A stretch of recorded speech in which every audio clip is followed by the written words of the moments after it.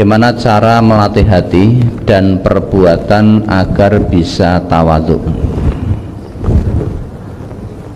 Ya, maka mari kita pahami dulu tujuan kita diciptakan oleh Allah di dunia ini apa, untuk apa. Ya, tentu li'ibadatillah, untuk beribadah kepada Allah. Untuk bisa ibadah kepada Allah, ibadah kita diterima, itu harus ikhlas. Ikhlas itu hanya bisa dilakukan dengan hati, muaranya ada dalam hati, yang namanya keikhlasan itu. Nah, tadi disebutkan ya, dalam brosur tadi beberapa macam bentuk tawadhu. Tawadhu itu ada yang sifatnya terlihat dari tata lahir. Dari tata lahir ya bagaimana cara kita berucap, bagaimana bertutur kata, cara ngomong, bagaimana berbuat, bagaimana berpakaian, bagaimana berjalan. Berjalan bukan berarti hanya berjalan kaki ya. Kita berkendara sepeda motor atau mobil itu sudah bisa menjadi ibrah, pelajaran buat kita, apakah kita punya hati yang tawadhu atau tidak. Panjenengan nyupir mobil di jalan itu haknya sama, pengguna jalan itu sama-sama memiliki hak untuk menggunakan jalan itu. Kebetulan panjenengan pakai mobil, mobilnya bagus, mahal. Nah, ketika berpapasan dengan sepeda motor, jangan tidak gagas acuh tak acuh, wis pokoknya nyalip gitu saja, nanti sepeda motornya nak turun dari aspal, berarti panjenengan tidak punya sifat tawadhu di situ, karena merasa lebih. Oh, saya naik mobil mewah, mobil mahal, maka saya yang paling pantas untuk mendapatkan hak jalan duluan. Sedangkan itu hanya sepeda motor butut lagi, maka dia harus memberikan saya jalan duluan. Dia harus nunggu, dia harus keluar dari aspal. Nah, kalau itu dilakukan, maka sekalipun orang itu zahirnya sholat, namun ternyata hatinya tidak tawadhu. Itu dari ciri tata lahir, belum dari tata batin. Kalau dari tata batin itu berarti kita senantiasa merasa rendah di hadapan Allah. Setinggi apapun pangkat manusia, kalau hatinya tawadhu, setinggi apapun kekuasaan manusia, sebanyak apapun harta manusia, kalau hatinya tawadhu, dia akan selalu merasa rendah di hadapan Allah. Dia tidak mungkin akan sombong ya. Dengan pangkatnya, kekuasaannya tidak mungkin sombong. Dengan kekayaannya tidak mungkin sombong, karena hatinya tawadhu, yaitu senantiasa merasa rendah di hadapan Allah. Dia paham bahwa di bawah dia hanya tanah, di atas dia itu hanya Allah, sehingga tidak mungkin dia akan menyombongkan diri di hadapan Allah, di hadapan manusia, itu tidak mungkin. Nah, dia jalani kehidupan dunia ini dengan hati yang khusyuk, hati yang tawadhu. Lah bagaimana caranya? Memang harus dilatih, dipaksa diri kita, dipaksa. Yang awalnya mungkin selama ini lisan kita selalu kita gunakan untuk mengucapkan hal-hal yang sombong ya, merendahkan orang lain, menghina orang lain karena orang lain kebetulan orang miskin, orang fakir. Kemudian lisan kita, ucapan yang keluar dari lisan kita itu ada unsur kesombongannya, ngenyek dan lain sebagainya, ya dirubah. Man kana yu'minu billahi wal yaumil akhir falyaqul khairan aw liyasmut. Paksa lisannya untuk diam. Jangan dibiarkan lisannya, mulutnya terbuka. Kalau mulutnya terbuka, yang keluar kalimat-kalimat bernada ngenyek, merendahkan dan lain sebagainya. Maka bagaimana caranya? Latihannya ya mulutnya dilatih untuk mingkem, untuk menutup, jangan membuka. Kalau ternyata dengan jari jemarinya ya, WA-WA-nya itu muncul rasa sombong, maka diam. Jarinya jangan ngetik apapun, paksa jarinya untuk diam, biar tidak muncul kesombongan, tidak muncul fitnahan, tidak muncul ghibah dan lain sebagainya. Sudah diam. Nah, tapi nggak bisa, bagaimana? Wong sukanya juga ngerumpi melalui grup WA. Lah berarti panjenengan belum bisa memaksa diri untuk agar hati bisa tawaduk, karena masih menuruti karep. Harus dilawan memang.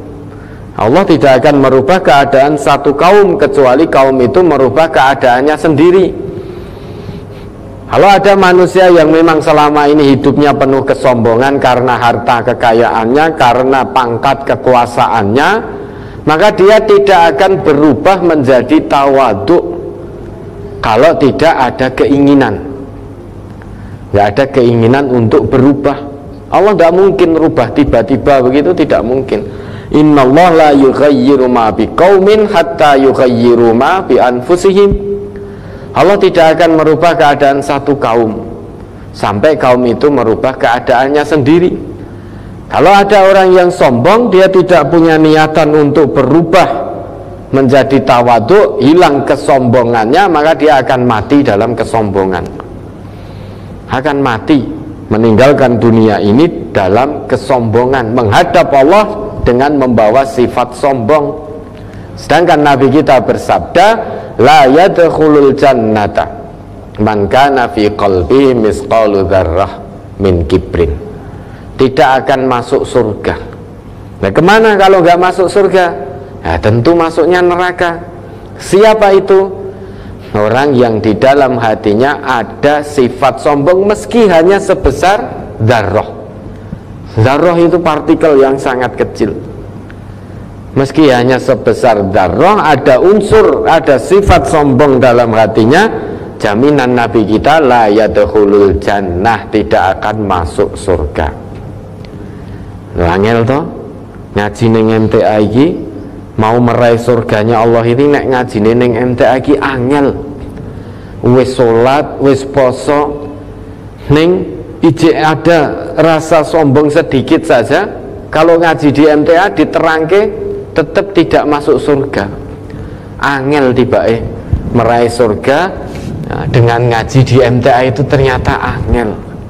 Loh, memang surga itu ya, sesuatu yang sangat mahal, tidak ternilai, butuh usaha. Nah, termasuk salah satu usahanya sikap kita hidup di dunia ini harus tawadhu. Kalau kita sombong, jangan harap masuk surganya Allah.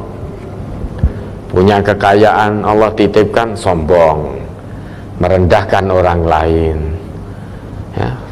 Punya ilmu, sombong, merasa paling bisa, merasa paling tahu, merasa bisa segalanya, sehingga ngayai semuanya karena merasa bisa segalanya. Padahal Allah tidak titipkan ilmu di situ, tapi merasa bisa segalanya, sombong. Ketika orang lain yang Allah titipkan ilmu betul kepada dirinya, dianggap dia tidak memiliki ilmu itu. Karena apa? Karena kebetulan secara pangkat berada di bawahnya, sombong. Sudah, kalau dengan kekuasaan menyebabkan kita sombong, sudah terlambat. Dulu sudah ada Fir'aun. Fir'aun itu punya kekuasaannya besar sekali sehingga sampai mengaku Tuhan. Nah, kesudahan akhirnya sengsara, jadi mayat mengambang, nggak ada guna kecuali dijadikan ibrah bagi generasi berikutnya. Jadi mayat mengambang. Yang masih hidup itu wah, sombong, congkak, angkuhnya luar biasa karena kekuasaannya. Begitu matinya hina, sengsara dunia, mayatnya mengambang. Sampai hari ini dilihat oleh manusia, dijadikan pelajaran. Oh, ini toh orang yang ngaku Tuhan. Wis sengsara dunia akhirat, sombong karena kekuasaannya. Kalau sombong karena harta, sudah ada Qarun. Kekayaan Qarun itu kuncinya saja tidak mampu diangkat oleh orang-orang yang punya kekuatan. Oleh sejumlah orang yang punya kekuatan fisik, itu tidak mampu mengangkat kuncinya Qarun. Baru kuncinya, belum hartanya. Nah sekarang kunci kita saja, kita berangkas ya tidak punya. Mengandai kata punya, kuncinya diangkat anak kita umur 2 tahun ya kuat. Lah kok masih sombong? Dulu sudah ada Qarun, sudah terlambat. Maka jangan sombong karena harta, sombong karena ilmu. Sudah ada Haman dulu, merasa paling bisa segalanya. Dulu sudah ada Haman, sudah terlambat. Maka bukan orang yang pertama sombong karena kekuasaan, karena kekayaan, karena ilmu. Dulu sudah ada. Hati-hati ya, sombong itu bukan hanya karena bertambah harta saja bisa sombong. Memang orang tanpa iman, hatinya tidak tawadhu, hartanya bertambah, bisa menjadi sombong. Ya, sombong itu bisa dipicu oleh bertambahnya beberapa hal.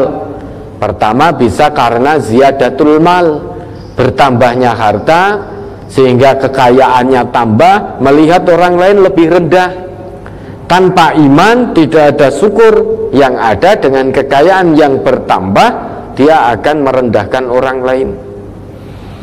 Bukan hanya tambahnya harta saja, ziyadatul mansib, tambahnya kedudukan, tambahnya pangkat, tambahnya jabatan dalam status sosial masyarakat ataupun dalam satu komunitas, itu juga menyebabkan sombong.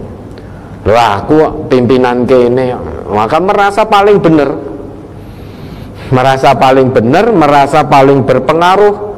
Sehingga ketika melakukan satu kesalahan, penyimpangan dari din, dari agama, ditegur orang yang ada di bawahnya, tidak mau. Tidak mau karena merasa bos, merasa pimpinan, merasa orang yang paling pinter.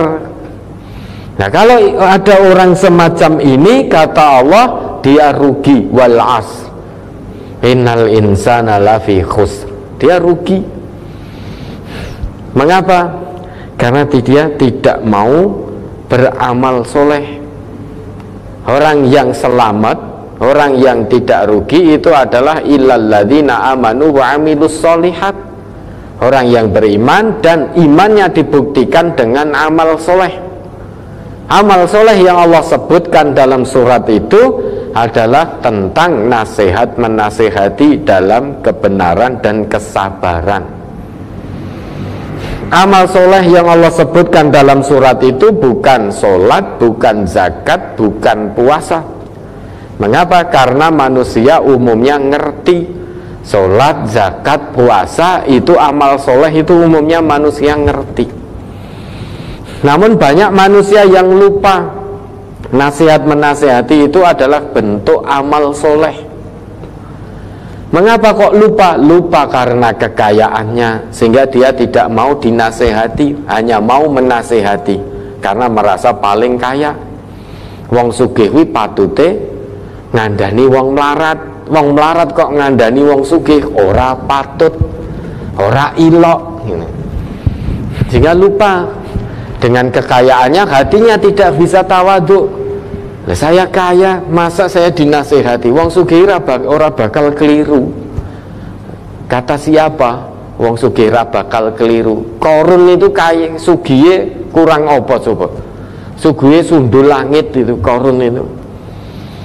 Namun ternyata salah, menyimpang dari jalan Allah. Maka jangan katakan wong sugih ora bakal salah. Orang kaya itu malah justru sangat potensi melakukan kesalahan karena dengan hartanya itu. Ya. Maka yang namanya tawasau, saling menasehati, itu berarti dua arah. Mau menasehati, mau dinasehati. Mau ngandani, mau dikandani. mau meluruskan, mau diluruskan, apapun pangkatmu, seberapa banyak kekayaanmu, kalau di hatimu ada iman, dan iman tersebut ingin kamu buktikan dengan amal soleh, maka panjenengan pasti taslim, mau dinasehati kalau menyimpang dari ketetapan Allah dan dari ketetapan Rasulullah. Diingatkan mau. Orang bergudul mergo sugih, mergo pangkatnya tinggi, salah, tetap merasa ora salah. Diingatkan bergudul, sing elek ki malah diunek-unek ki. Itu namanya bergudul. Nah, kalau bergudul jangan harap hati bisa tawadhu. Wong, salah satu sifat tawadhu itu kita selalu merasa rendah diri di hadapan orang lain. Rendah diri itu maksudnya bukan minder, bukan. Rendah diri di hadapan orang lain itu kita merasa bukan paling benar, tetapi merasa orang lain itu yang lebih benar daripada kita. Itu namanya rendah diri. Dan ini memang harus dilatih, dipaksa. Tidak mungkin Allah merubah, tiba-tiba menjadikan kita jadi hamba yang tawaduk tanpa kita mau ada usaha merubah. Memang dipaksa. Awalnya sombong, paksa. Berhenti dari kesombongan sekuat tenaga, dipaksa. Jadi manusia itu jangan menjadi manusia yang selalu merasa bisa. Rugi kalau kita di dunia ini menjadi manusia yang selalu merasa bisa, itu rugi. Kalau jadi manusia hanya merasa bisa, ya sudah, orang lain pasti dianggap tidak bisa. Namun kita jalani hidup di dunia ini jadi manusia, hendaknya jadi manusia yang bisa merasa. Bukan merasa bisa, namun bisa merasa. Bisa merasa, oh saya ini banyak kekurangan, oh lisan saya masih kotor, masih kasar, oh saya banyak menyakiti saudara saya banyak ghibah, banyak fitnah pada saudara saya. Nah, itu merasa, ya, bisa merasa, bukan merasa bisa. Kalau merasa bisa, nah, sudah, orang lain dianggap tidak bisa. Orang lain selalu akan dianggap di bawahnya. Namun jika bisa merasa, ya, maka kita akan selalu merasa bahwa orang lain lebih baik daripada kita. Itu harus dilatih. Bagaimana kita menghormati orang lain, bagaimana kita menyayangi orang lain, harus dilatih agar hati bisa tawadhu. Ya, pahami, yakini tawadhu itu apa, ya, harus paham dulu. Tawadhu itu salah satu makna dari khusyuk. Siapa itu orang yang khusyuk? Nah, coba diingat kembali ayatnya itu, Ustaz. Orang yang khusyuk itu siapa? Wa innaha lakabiratun illa 'alal khashi'in alladzina yadunnuna annahum mulaqu rabbihim wa annahum ilaihi raji'un. Itu salah satu definisi khusyuk di dalam Al-Quran. Kalau hati panjenengan khusyuk, insya Allah hati panjenengan tawadhu. Melihat di bawah panjenengan hanya tanah, di atas panjenengan hanya Allah.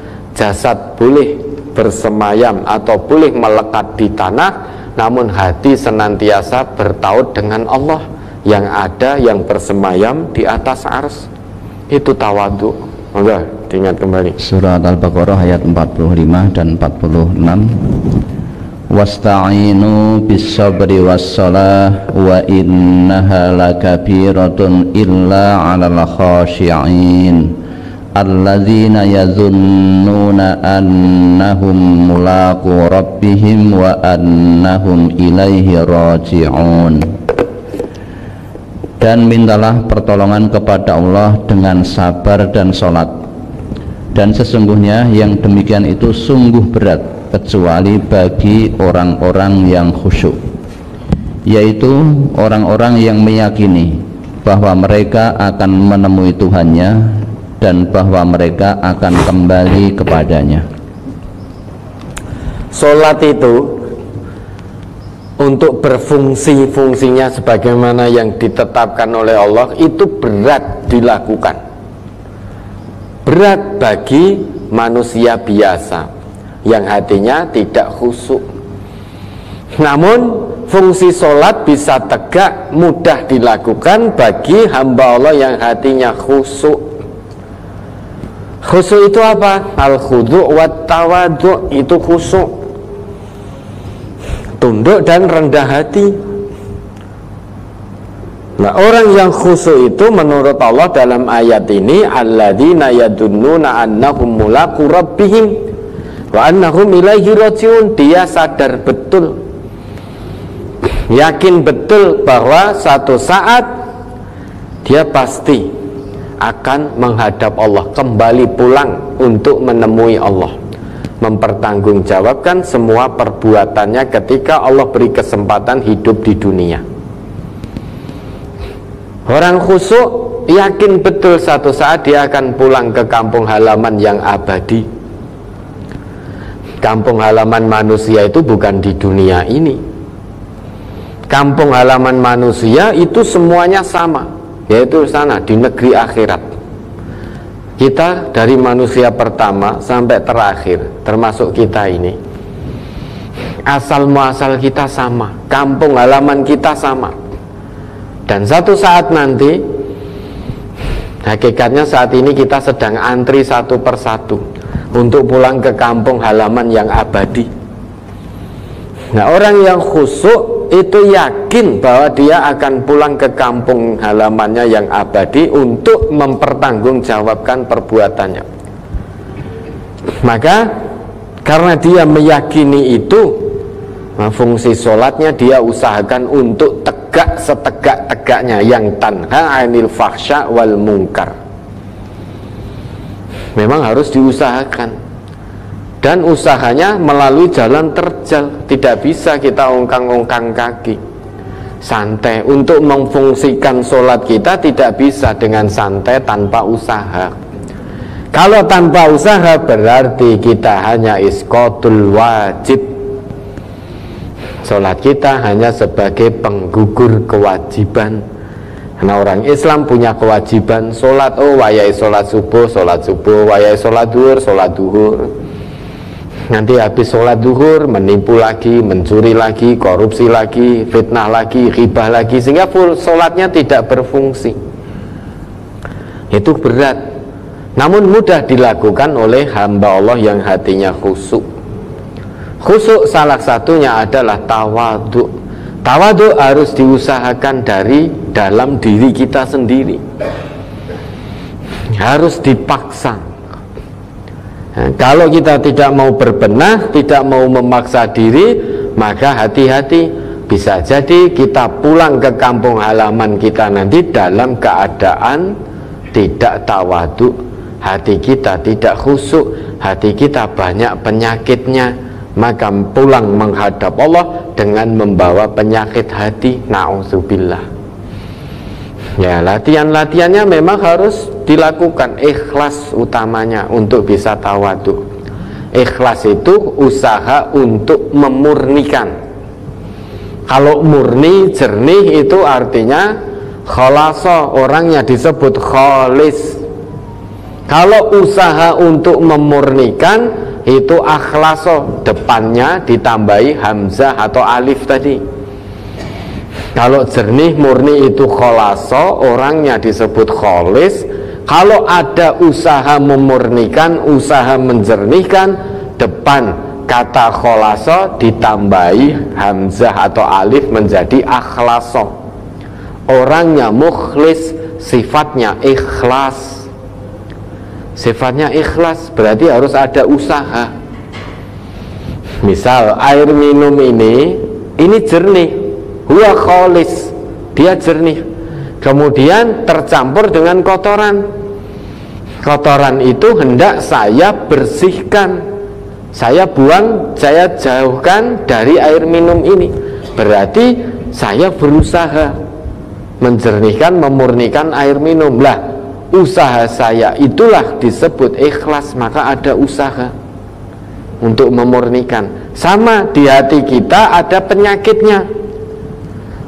Penyakit kita berarti tidak kholis, tidak murni.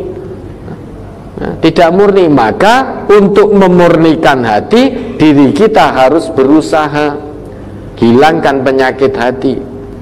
Nah, ini namanya butuh keikhlasan. Usaha untuk menjernihkan hati, memurnikan hati, itu disebut ikhlas. Ada usaha untuk ikhlas. Bersihkan, murnikan hati kita dari penyakit hati. Untuk itu nanti bisa tawadhu, enak menjalani kehidupan ini.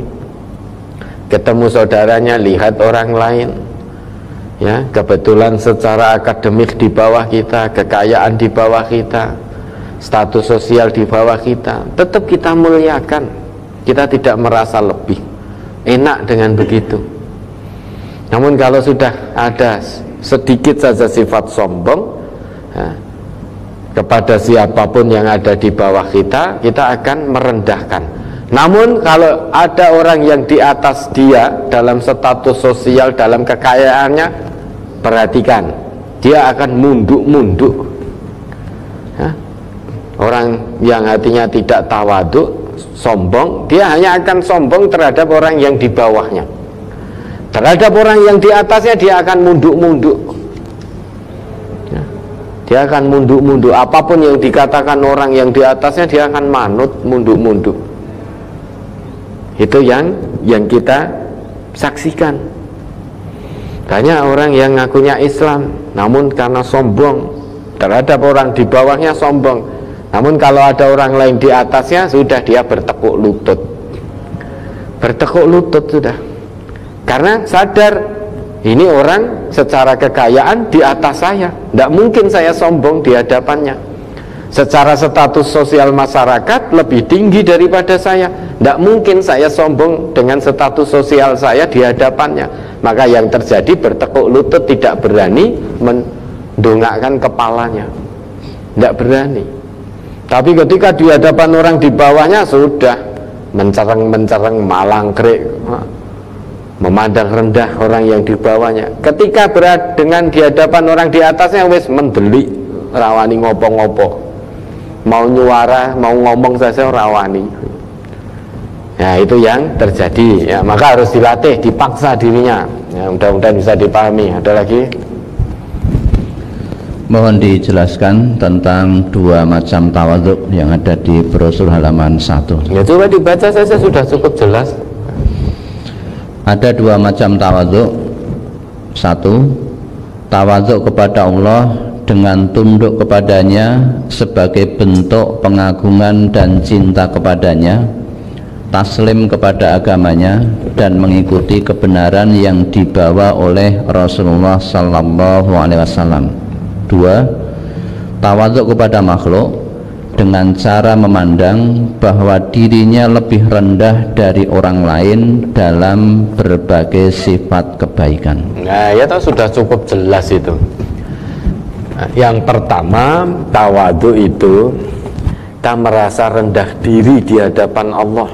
Kita ini makhluk yang sangat lemah, sangat rendah di hadapan Allah. Tidak punya daya kekuatan apapun kalau Allah tidak memberikan. Kalau Allah tidak menganugerahkan pada kita daya kekuatannya, kita tidak akan mampu melakukan apapun.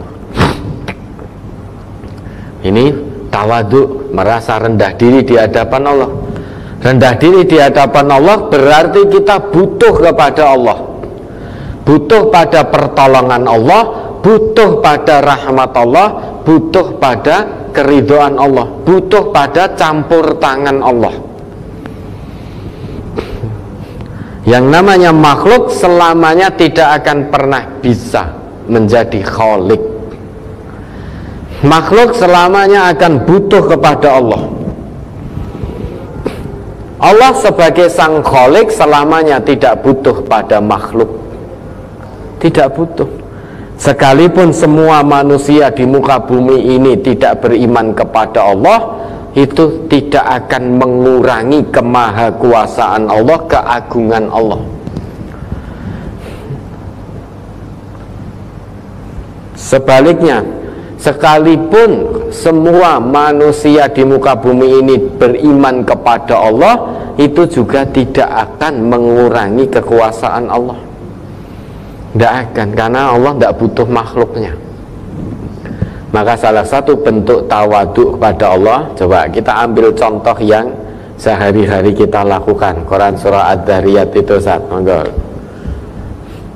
Nah, itu satu contoh bentuk bagaimana kita tawaduk kepada Allah. 56 sampai 58 itu.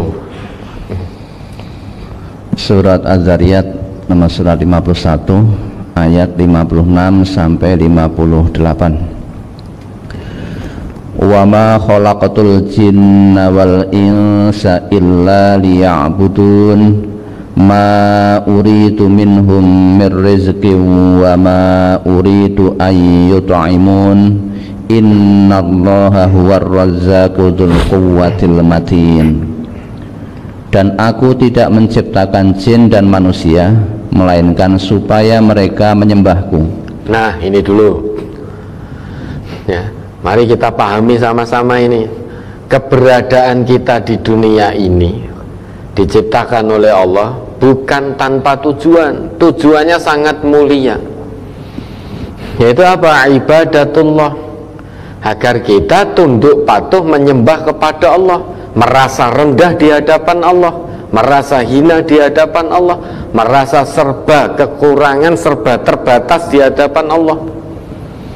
Sehingga jangan sampai kita merasa lebih di hadapan Allah, merasa bisa segalanya. Kalau itu kita lakukan, sifat itu ada pada diri ini, maka kita sedang keluar dari tujuan penciptaan. Karena manusia diciptakan itu untuk tawaduk. Tawaduk itu karena salah satu bentuk ibadah adalah tawaduk. Kalau ada manusia sombong, berarti dia sedang keluar dari penciptaannya, dari kemanusiaannya. Meski dia bernafas, hakikatnya di hadapan Allah, di sisi Allah, dia sudah dianggap tidak hidup. Meski di dunia ini masih hidup, masih bernafas, namun di sisi Allah dianggap tidak ada, dianggap tidak hidup. Salah satu tujuan ibadah adalah tawaduk, rendah hati, rendah diri di hadapan Allah. Kalau sombong berarti orang itu sedang keluar dari esensi penciptaannya, dari tujuan penciptaannya. Meski hidup berarti di hadapan Allah dia dianggap sudah tidak hidup. Nah, Allah ciptakan kita di dunia bukan agar Allah mendapatkan rezeki, bukan agar manusia itu memberikan makan kepada Allah, bukan. Sehingga kita merasa bahwa Allah butuh kita, bukan. Nah, kita diciptakan oleh Allah untuk ibadah, karena Allah itu Ar-Razzaq dzul quwwatil matin. Allah itu sang maha pemberi rezeki yang maha kuat, lagi maha kokoh. Sekalipun manusia itu kafir semua, Allah tetap kokoh, Allah tetap kuat. Sekalipun manusia itu iman, tetap tidak mengurangi kekuatan Allah. Semua manusia kafir itu Allah tidak akan menjadi lemah, tidak akan begitu. Allah selamanya tetap kokoh, tetap kuat, tetap maha pemberi rezeki. Nah, kita sebagai makhluk butuh rezeki dari Allah, bukan Allah butuh rezeki dari makhluknya. Maka mari kita jalani kehidupan ini, karena yang punya rezeki itu Allah. Kita tidak akan dapat apapun kalau Allah tidak anugerahkan pada kita. Ya, sebagai contoh lagi, hari ini kita inginkan bekerja, punya angan-angan bekerja, nanti dapatnya hasil sekian. Ternyata dengan keterbatasan kita, misalkan kita ingin mendapatkan hasil 500.000, ternyata Allah beri hanya 100.000. Keinginan kita dibatasi oleh Allah, hati kita dengan keinginan kita dibatasi oleh Allah.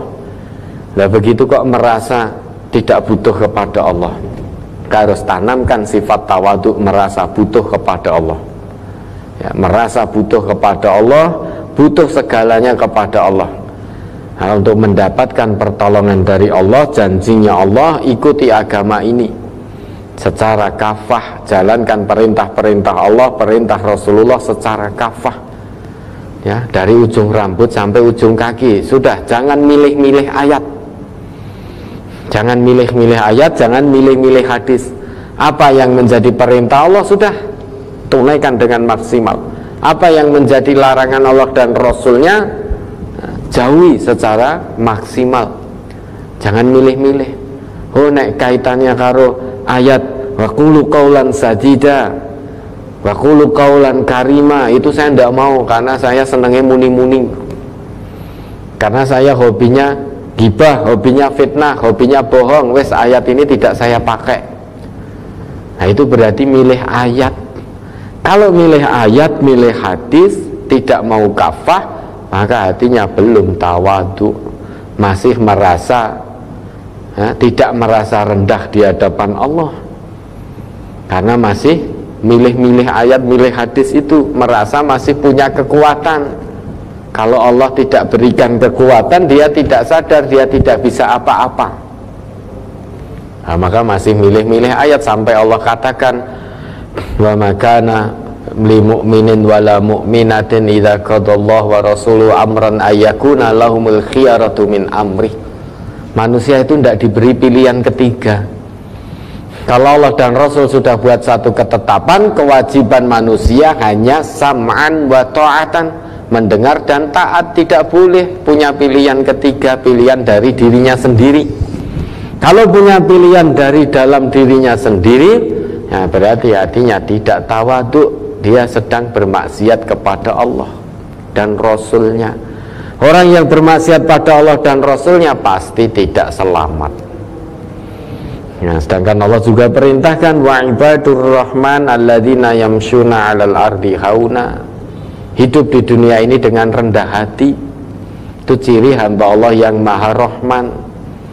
Maka ikuti aturan din asilmu ini secara kafah, agar hati bisa tawadhu. Itu makna tawadhu di hadapan Allah. Adapun tawadhu di hadapan manusia tadi sudah dijelaskan. Jangan merasa bisa, namun bisa merasa. Kalau kita merasa bisa, pasti orang lain kita anggap tidak bisa, ya. Kalau kita merasa bisa, pasti kita akan menganggap orang lain salah. Kita akan merasa selalu benar. Orang lain akan kita anggap salah terus. Ya, sing bener piye-piyeno, sing bener aku, sing salah kowe. Wes ngantek dina kiamat mergo aku wong sugih, karena saya orang kaya, saya orang punya status sosial yang tinggi, maka saya selamanya benar. Karena kamu orang miskin, status sosialmu rendah, maka selamanya kamu salah. Itu kalau kita merasa bisa. Karena kamu salah, maka patute kowe sing tak kandhani. Pantasnya kamu yang saya nasihati. Nah, kamu jangan memberi saya nasihat, karena saya tidak salah. Selamanya tidak salah. Mosok mbok kei nasihat, mosok wong sugih mbok kei nasihat. Masa orang kaya dinasihati orang miskin? Masa orang berkedudukan tinggi dinasihati orang yang tidak punya kedudukan? Masa guru daerah dinasihati orang yang bukan guru daerah? Masa pimpinan yang di perwakilan atau cabang dinasihati oleh warganya? Nah, kalau ini yang terjadi, maka kita tidak tawadhu. Tidak tawadhu karena kedudukan, merasa lebih baik. Munculnya sombong, sedang sombong itu batarul haq wa ghamtun nas, menolak kebenaran, merendahkan manusia lainnya. Hanya gara-gara satu kedudukan, hanya gara-gara kekayaan, sehingga dia merasa selalu benar. Karena merasa selalu benar, maka dia hanya mau menasehati, tidak mungkin mau dinasehati. Karena merasa kaya, dia tidak mau dinasehati orang miskin, hanya mau menasehati. Dia hanya akan mau dinasehati oleh orang yang lebih kaya daripada dirinya. Dia hanya akan mau dinasehati orang yang lebih tinggi kedudukannya daripada dirinya. Dan itu pun belum tentu mau dinasehati. Ya, diberikan nasihat oleh orang yang lebih, yang di atasnya, belum tentu juga menerima. Ya. Dia diam karena takut, karena orang yang memberikan nasihat lebih kaya, lebih berkedudukan. Ketika yang memberi nasihat orang di bawahnya, baru satu kata nasihat, orang yang kaya tadi yang tidak mau dinasihati orang yang di bawahnya, yang memberi nasihat baru satu kata, dia sudah muni-muni berkata-kata. Itu yang terjadi. Nah, ini semuanya masalahnya, muaranya ada di hati. Maka Quran itu pertama kali diturunkan oleh Allah, dan Nabi diutus pertama kali untuk menyapa manusia, yaitu menyapa hatinya, menyapa hatinya, menyapa fitrahnya. Ya, sebelum yang lain-lain yang diturunkan oleh Allah, Quran ini Nabi diutus itu menyapa hati manusia, menyadarkan hati manusia dari kesombongan, keangkuhan. Karena orang sombong itu bukan ciri orang yang punya akhlak mulia. Sedang Rasul diutus ke muka bumi oleh Allah, menurut pengakuan Rasulullah, innama bu'istu liutammima makarimal akhlak. Sesungguhnya aku diutus oleh Allah ini, tujuan utamanya adalah untuk menyempurnakan akhlak yang mulia. Sedangkan tawadhu itu salah satu sikap atau bagian dari akhlak yang mulia. Ya, sudah jelas tadi ya, dua bentuk tawaduk. Yang satu tawaduk di hadapan Allah, yang satu tawaduk dalam muamalah sesama manusia. Bagaimana kita harus bersikap? Tawaduk itu sikap, nama sikapnya ma'ruf. Salah satu dari sikap yang baik itu adalah tawaduk. Ya, mudah-mudahan kita bisa menjadi hamba-hamba Allah yang tawaduk, baik di hadapan Allah maupun di hadapan manusia, hablum minallah maupun hablum minannas.